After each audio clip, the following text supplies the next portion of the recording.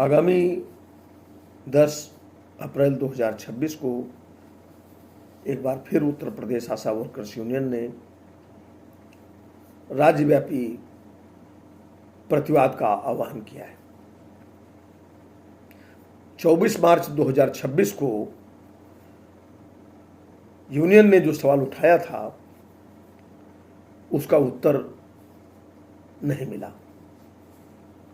हमारा सवाल था कि 2024-25 के हमारे कृत कार्यों की प्रोत्साहन राशि के बकाये के सापेक्ष राष्ट्रीय स्वास्थ्य मिशन द्वारा 2/1/2026 को जारी 1090 करोड़ प्लस की राशि के पारदर्शी ढंग से भुगतान किए जाने और उसका ब्यौरा सार्वजनिक किए जाने का कार्य किया जाना चाहिए। इस सवाल का उत्तर देने के बजाय जगह जगह हमारे नेतृत्व को ही घेरे में खड़ा करने की कोशिश की गई। अपना पासबुक लाइए, अपना 4 साल का बैंक डेटा लाइए, अपना 2 साल पुराना वाउचर लाइए, आदि आदि बहाने बना करके सीधे सवाल को घुमा देने की कोशिश की गई। ये सवाल अनुत्तरित है और इसीलिए इस सवाल का उत्तर हासिल करने के लिए फिर 10 तारीख को हम लोग मैदान में उतरेंगे। इस बीच केंद्र सरकार ने 29/3/2026 को 5 अरब यानी 500 करोड़ रुपए के लगभग पैसा जारी करते हुए 2025-26 की प्रोत्साहन राशियों को पूरी तरह से अदा किए जाने की व्यवस्था करें। इसके पहले परिवार कल्याण महानिदेशक ने अपने एक पत्र में कहा था कि राज्य सरकार ने अपने नियंत्रणाधीन समस्त कार्यों और राज्य वित्त से दी जाने वाली प्रतिपूर्ति राशि निर्धारित कर दी है और इसका भुगतान सुनिश्चित कर दिया जाए। 31 मार्च के बाद किसी भी तरह के बकायेदारी की राज्य सरकार कोई जिम्मेदारी नहीं लेगी। अगर हम इन तीनों राशियों को जोड़ें तो जैसा कि मैंने पहले भी कहा था कि ये 2000 से 3000 करोड़ के आसपास का कोष है। इसे आपने किस जिले को कितना दिया, किस ब्लॉक को कितना दिया और किस आशा को कितना कितना दिया, ये तीनों चीजें जानने का अधिकार हमें है।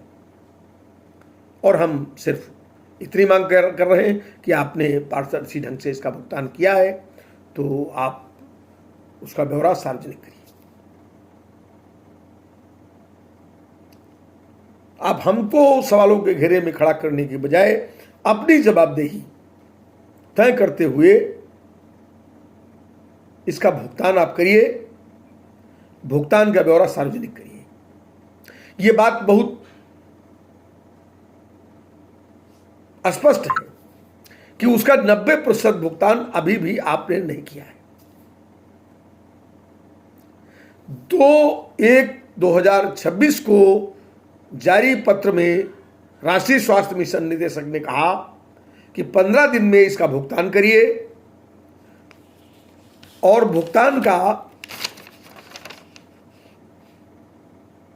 यह शपथ पत्र है।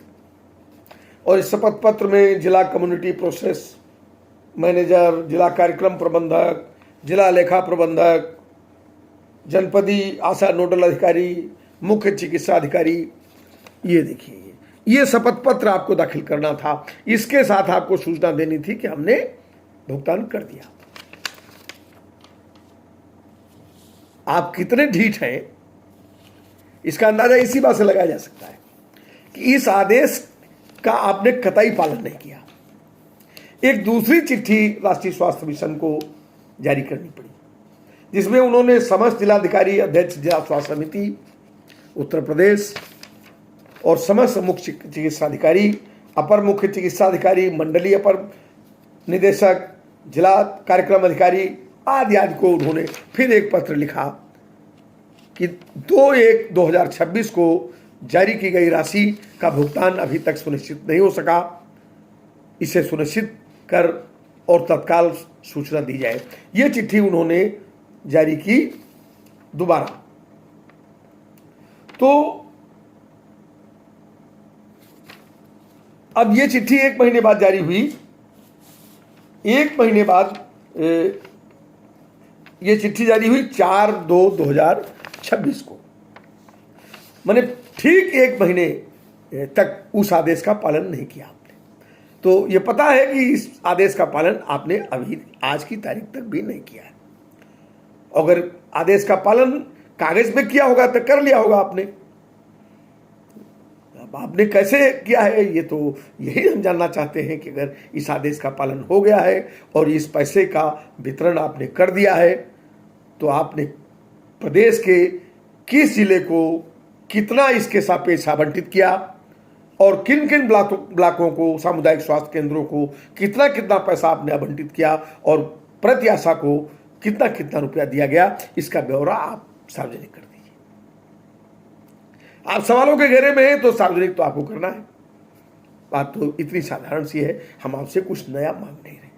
और ये जो 29 तारीख को जो पैसा जारी हुआ है, 29/3/2026 को जो पैसा केंद्रांश के रूप में जारी हुआ है, इसका भुगतान शीघ्रातिशीघ्र किया जाए। ये हमारा एक सवाल, नया सवाल इसके साथ हमारा जुड़ा हुआ है। बाकी हमारा 2019 से लेकर के 23 तक का जो सवाल है या हमारे दूसरे जो सवाल हैं, उन सवालों पर हम दूसरे मोर्चे पर लड़ रहे हैं, जूझ रहे हैं, हमारी बात हो रही है, तो वो एक हमारा अलग से मसला है। तो अभी हमारा यही दोनों सवाल है कि ये जो 2000 करोड़ का जो मसला है, 1100 करोड़ के लगभग एक राशि है और 500 करोड़ के लगभग दूसरी राशि है, और महानिदेशक परिवार कल्याण द्वारा राज्य वित्त और राज्यांश के रूप में जो जारी हुई राशियां हैं, वो सब मिला करके एक बड़ा जो धन है, इस धन का आपने जो आवंटन किया है उसकी सूचना आप हमको दें। हम आप लोगों से भी एक बात कहना चाहते हैं, अपनी बहनों से भी एक बात कहना चाहते हैं कि हम जब अपने इस सवाल को लेकर के आगे बढ़ते हैं तो पिछला एक अनुभव बहुत खराब है कि हमारे कार्यक्रम को बाधित करने के लिए कहीं मीटिंग हो जाती है, कोई अभियान शुरू कर दिया जाता है, तो आप 150 बचाने के लिए आप वहाँ क्लस्टर मीटिंग में बैठी हुई हैं। 50,000, 60,000, 90,000 आपका लोग खाए जा रहे हैं और आप 150 रुपया बचाने के लिए, यही आपने हड़ताल के दौरान भी किया, यही अभी भी आप कर रहे हैं। आप कानपुर में सीएमओ साहब गुस्सा कर रहे हैं, गाली दे रहे हैं, आप शब्द का इस्तेमाल कर रहे हैं, अपमान कर रहे हैं, इलाहाबाद में अपमान कर रहे हैं, गोरखपुर में धमका रहे हैं, चिल्ला रहे हैं, कुशीनगर में या लखीमपुर में धौंस पट्टी बता रहे हैं।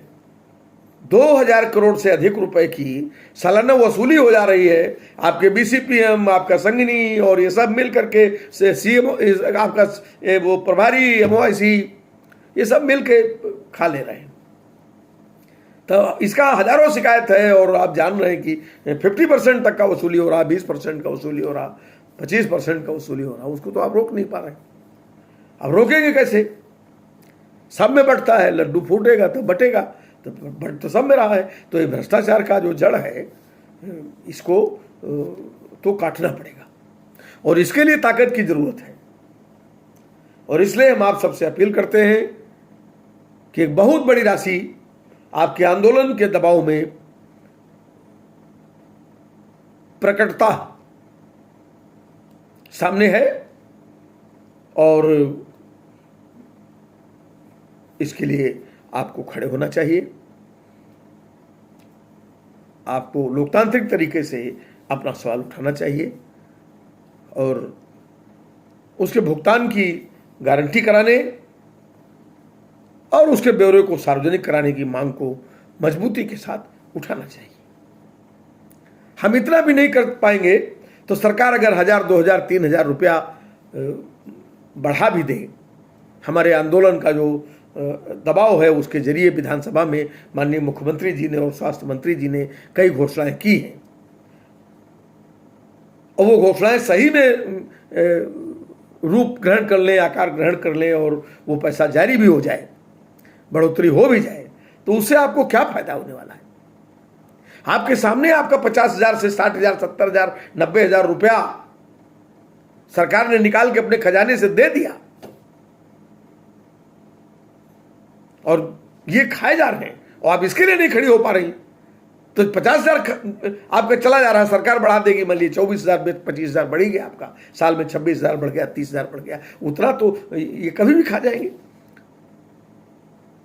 तो जितना बढ़ा उतना अंदर, आप फिर वहीं खड़ी हैं। तो बढ़ोतरी का इंतजार जरूर किया जाए। एक उम्मीद तक सरकार से बातचीत का अभी भी हम लोग इंतजार करेंगे, और अन्यथा अपनी लड़ाई का वो मोर्चा हम फिर खोलेंगे।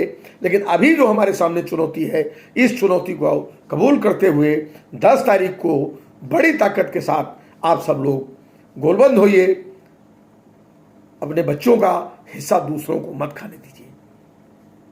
तो उम्मीद है कि 10 तारीख को पूरे प्रदेश में आप सब लोग आगे जाएंगी और एकजुट होकर के अपने सवाल को बुलंद करेंगी।